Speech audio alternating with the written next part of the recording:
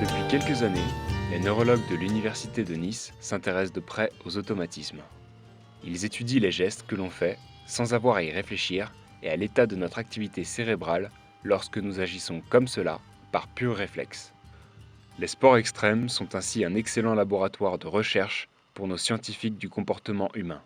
C'est exactement cela que nous allons pouvoir constater aujourd'hui en suivant Marcelo, Rémi et Marion, une équipe de chercheurs, sur une expérience réalisée en pleine montagne sur les hauteurs de la Turbie.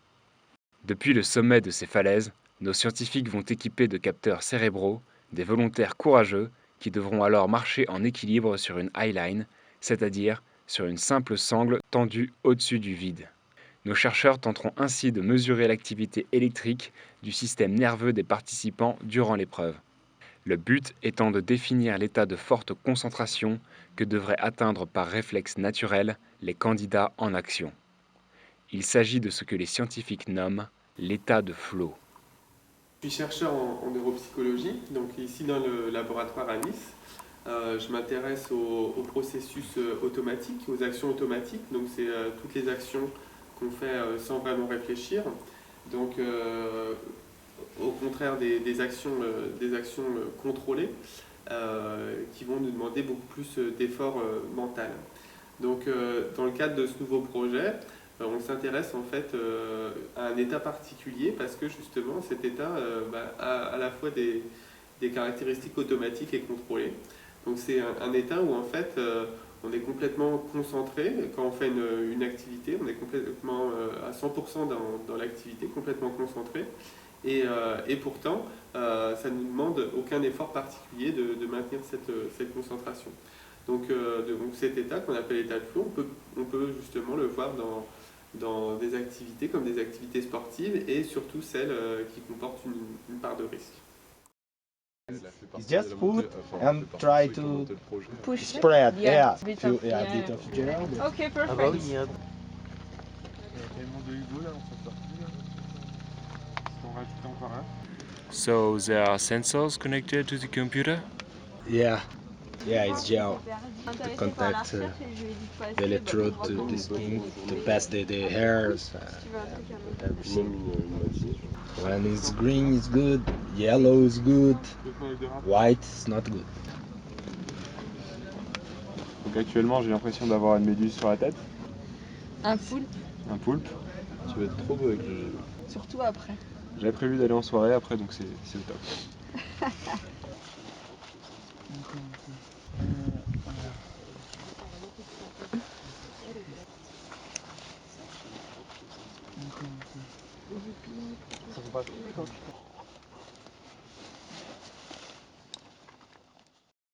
Donc aujourd'hui on fait une expérimentation en highline.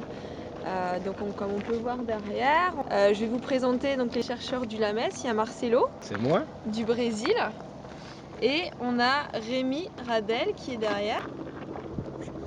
Alors Marcelo va nous expliquer un petit peu les fondements scientifiques de cette expérimentation. So could you explain us the scientific background of the experiment, Marcelo?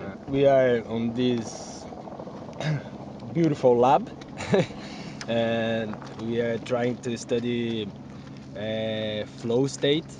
It's a state of mind, but to study this we have to put the people on this state of mind, and a good way to do that is with extreme sports like slackliners. Comme la highline ici. Yeah. On voit un participant actuellement qui est en train de passer. Donc il a du matériel sur la tête, c'est un EEG, un électroencéphalogramme. En fait, le EEG, c'est un appareil qui enregistre l'activité électrique des neurones. Donc là, il a 64 électrodes sur le cerveau et dans son sac à dos, il a un amplificateur qui amplifie le signal, parce que bien sûr, c'est du signal électrique très limité. Et le signal de l'amplificateur, après, est envoyé à un ordinateur d'acquisition qui est aussi dans le sac à dos. Donc là, comme ça, on peut avoir l'activité électrique des différentes régions du cerveau. Et après, on peut regarder en fonction de l'activité électrique, l'activation de chaque partie du cerveau.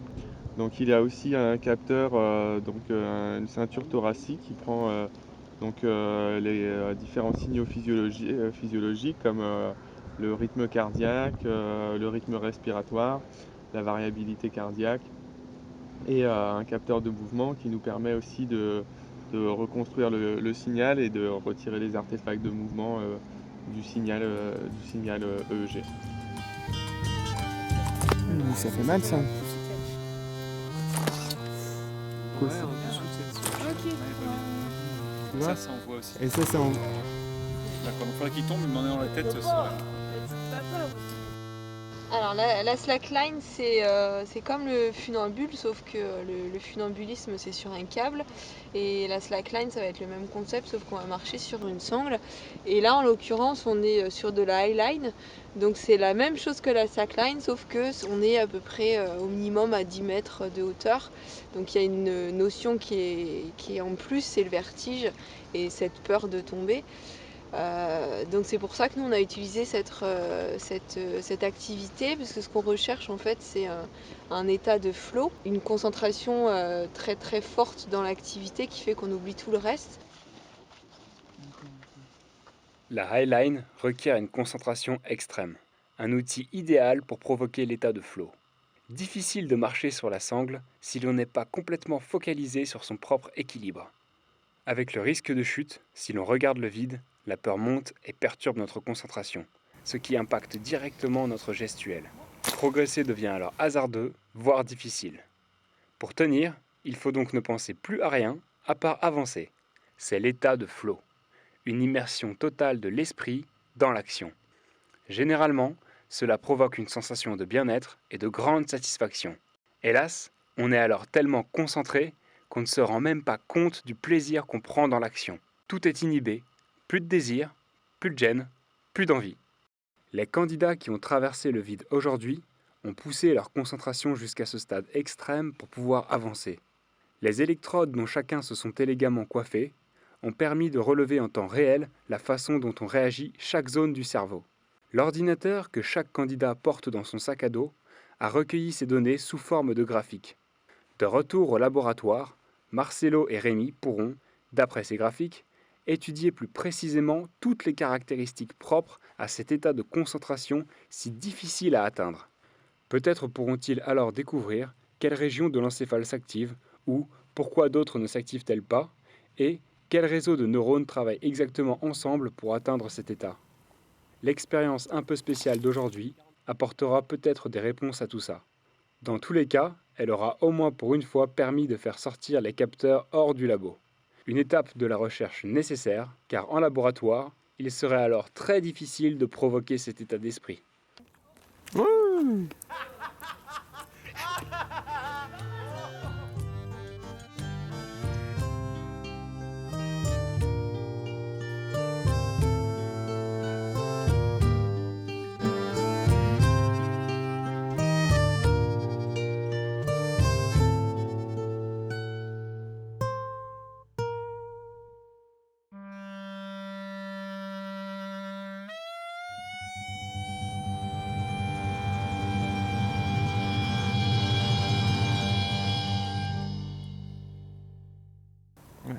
Ah, tu peux tomber maintenant, c'est bon.